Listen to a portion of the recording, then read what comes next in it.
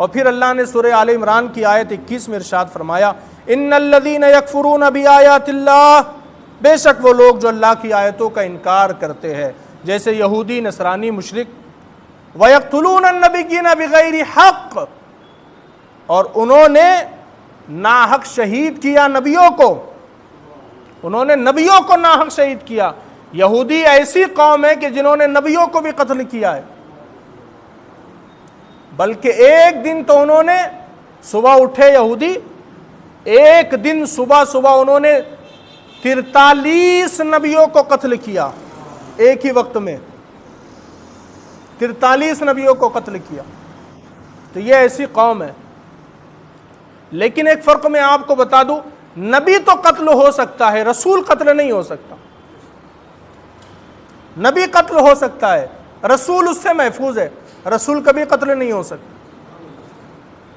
جیسے حضرت عیسیٰ رسول ہے، لوگ ان کے پیچھے چلے تاکہ ان کو قتل کیا جائے، لیکن اللہ نے اٹھا لیا ان کو آسمان، قتل نہیں ہو سکتے۔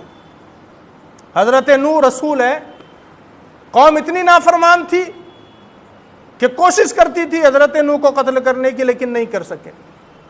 حضرت موسیٰ رسول تھے، قتل نہیں ہو سکے، یا ان کے علاوہ دیکھیں کچھ نبیوں کو تو وہ قتل کر دیے گئے۔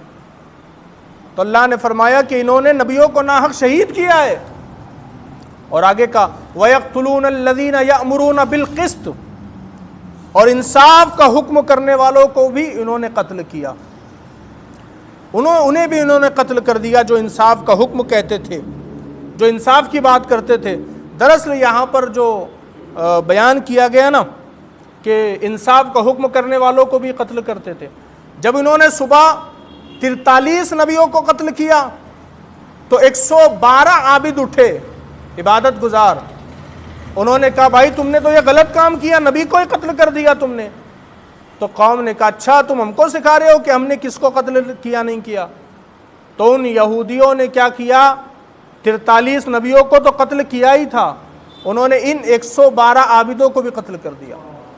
تو فرمایا وَيَقْتُلُونَ النَّبِيِّينَ بِغَيْرِ حق وَيَقْتُلُونَ الَّذِينَ يَأْمُرُونَ بِالْقِسْطِ، فرمایا کہ انہوں نے انصاف کا حکم دینے والوں کو بھی قتل کر دیا۔ اور پھر فرمایا فَبَشِّرْهُمْ بِعَذَابٍ أَلِيمٍ، انہیں دردناک عذاب کی خوشخبری سنا دو، دردناک عذاب، لیکن یہاں لفظ ہے خوشخبری کا۔ کسی اچھے کام کے لیے خوشخبری دی جاتی ہے اور کسی برے کام کے لیے ڈر سنایا جاتا ہے، وعید بتائی جاتی ہے۔ لیکن آپ سمجھ لیجئے کہ یہاں پر اللہ کا غضب بیان کیا جا رہا ہے کہ وہ کتنا غضبناک ہے، کہ اس نے کہا کہ انہیں خوشخبری سنا دو موت کی، دردناک عذاب کی۔ تو فرمایا فَبَشِّرْهُمْ بِعَذَابٍ أَلِيمٍ، انہیں دردناک عذاب کی خوشخبری دے دو، اس لیے کہ انہوں نے نبیوں کو قتل کیا، عابدوں کو قتل کیا۔